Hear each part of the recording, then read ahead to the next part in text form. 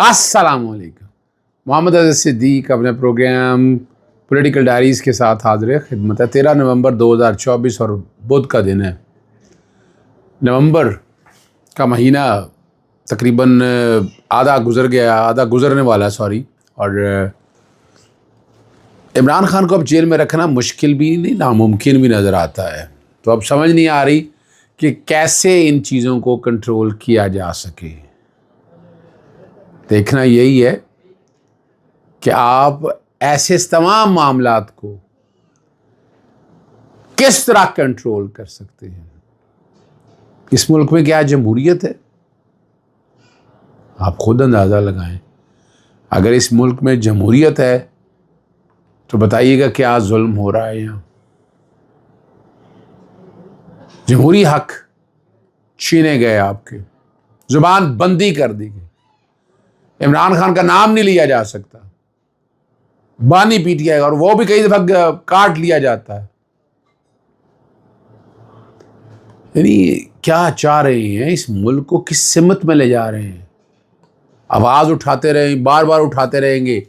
آج عدالتی 2 اہم سماعتیں ہیں, وہ بہت ضروری ہیں, وہ ڈسکس کریں گے. لیکن کچھ چیزیں آپ کے سامنے ویسے رکھتے نا. اڈیالہ جیل میں عمران خان صاحب سے ملنے والے پی ٹی آئی رہنماؤں کو پولیس نے حراست میں لے لیا اور چوکی منتقل کر دیا. یعنی پولیس کا کیا کام تھا وہاں؟ کیا کرنے آئی تھی وہاں پر؟ کس نے بلایا تھا؟ بعد میں رہا کر دیا گیا. وہ اکلادہ بات ہے. عمر ایوب, اسد کیسر, صاحبزادہ احمد رضا, شبلی فراز, ملک احمد بچر, اور ملک احمد بچر جو ہیں وہ اپوزیشن لیڈر ہیں پنجاب اسمبلی کا. یہ پارلیمنٹیرین کے ساتھ حال ہو رہا ہے.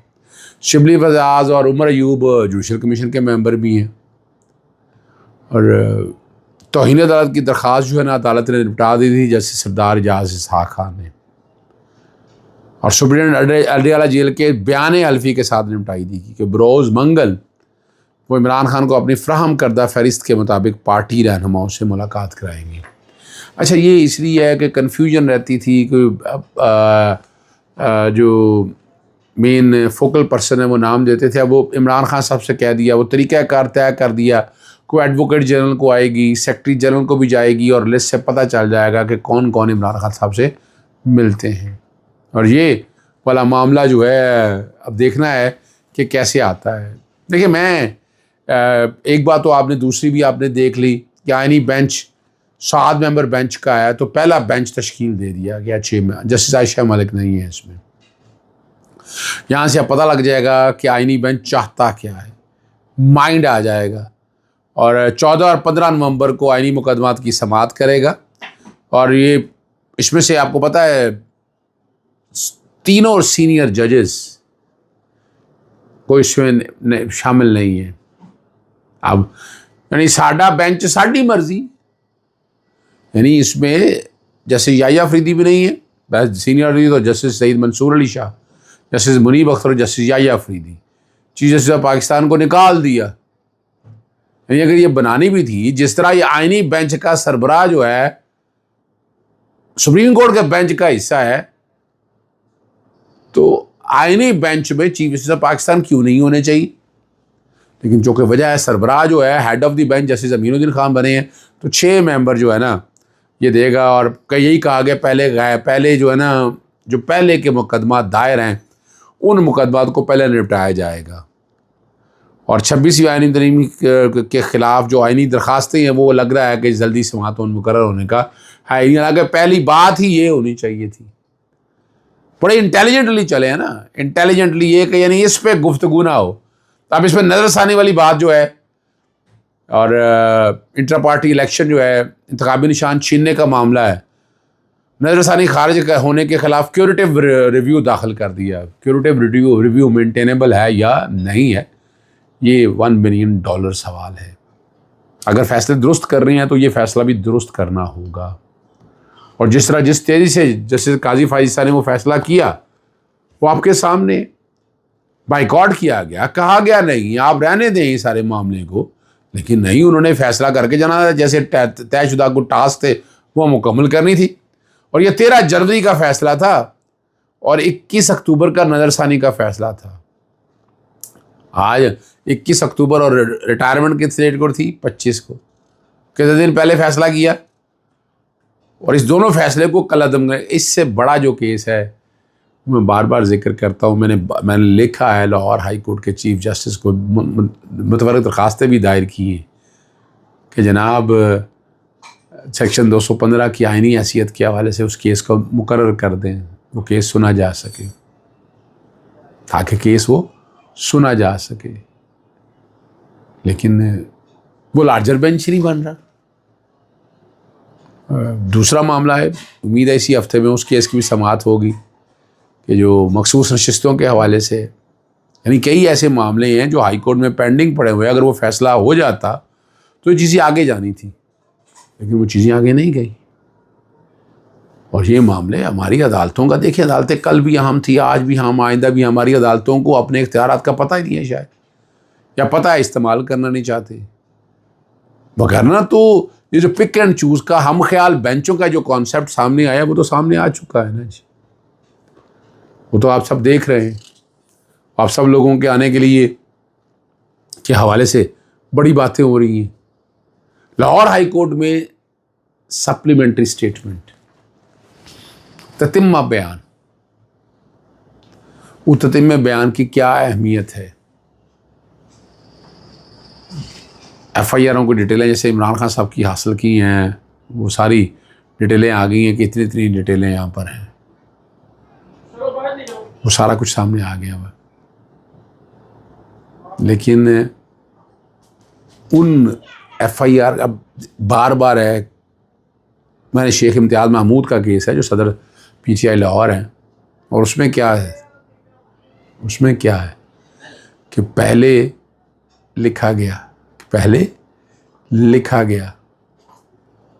آپ ایف آئی آر دے دیں، 2023 میں 3 ایف آئی آر آ گئی، 2024 میں 5 ایف آئی آر آ گئی، پھر 22 اگست کو پکڑ لیے گیا کوئی جی تتمہ بیان تھا بیک ڈیٹ کا۔ بیک ڈیٹ میں تتمہ بیان کیا ہوتا ہے؟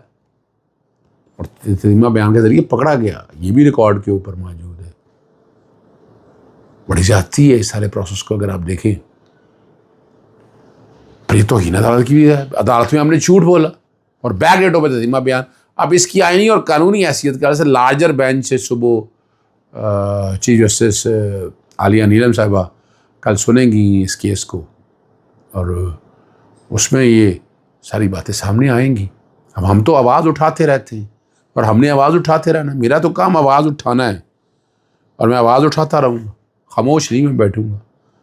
یاد رکھیے گا، ہمارا مقصد ہے اپنے حصے کی شمع جلاتے رہنا، اور وہ میں جلاتا رہوں گا۔ دوسرا، سوشل میڈیا کے بارے میں کچھ نیگیٹو کیمپین چل رہی ہے۔ دیکھیں چند لوگ جو ہیں نا، وہ پاکستان تحریک انصاف سے ان کا تعلق نہیں ہے، لیکن سوشل میڈیا کو ٹوٹل بلیم کرنا، آج سوشل میڈیا کی وجہ سے تو ہم یہاں کھڑے ہیں۔ آپ کی سب سے بڑی اسٹرینتھ سوشل میڈیا ہے، اور یہ کہنا کہ عمران خان واپسی کے دروازے کہاں تھے، میں اسی بات پہ حیران ہوتا ہوں کہ کیا کوئی لفظ چند استعمال کر کے آپ ملک کو خراب کر دیں گے؟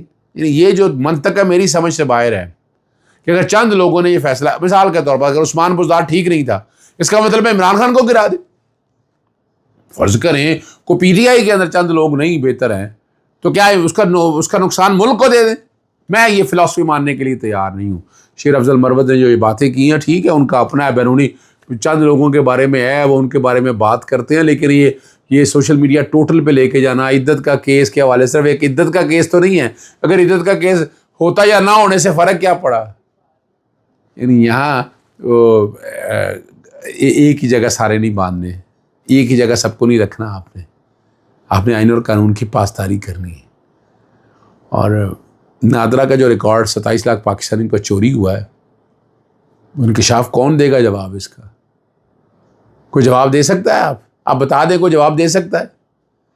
بتائیں نا قوم کو کہ کیسے ڈیٹا چوری کیا، کس نے چوری کیا، اور کس طرح یہ ڈیٹا چلا گیا۔ یہ نیشنل سیکیورٹی کا ایشو ہے جناب۔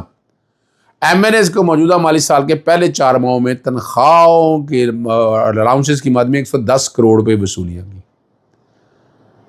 اور اجلاس کتنے دن ہوا؟ صرف 37 دن، 4 ماہوں میں صرف 37 دن۔ حق ہے نا یار، حق ہے نا، مانا کریں، حق چھوڑیں اس بات کو، ہم اس میں بحث نہیں کریں گے. اور جولائی تا اکتوبر کے 4 ماہ وہ وقت ہے جب کئی پاکستانیوں کے بجلی کے بھاری بل اور غربت سے تنگ آ کر خودکشیاں کی تھیں. یہ بھی ریکارڈ میں یاد رکھا جائے گا. بتایا جا رہا ہے مہنگائی ختم ہو گئی ہے، کون سی ختم ہوئی ہے؟ تو ایک چیز سمجھاتا ہوں میں آپ کو. ایک چیز 100 روپے کی پہنچ گئی ہے اور ہر سال جو پیچھے بڑھ رہی تھی، فرض کرے 30 روپے، 130 کی ہو رہی تھی. اس سال وہ 30 روپے بڑھنے کی بجائے 12 روپے یا 10 روپے بڑھی ہے. تو کس نے کہا مہنگائی ختم ہوگی؟ یا تو مہنگائی 100 کی 100 پہ واپس آئے، یا 100 پہ نہیں ہے تو 30 روپے پہ تھی تو 30 پہ آئے تو پھر سمجھ آتی ہے. یہ سمجھداروں کو سمجھنے والی بات ہے. اجازت چاہتا ہوں. السلام علیکم. اللہ حافظ. پاکستان زندہ باد.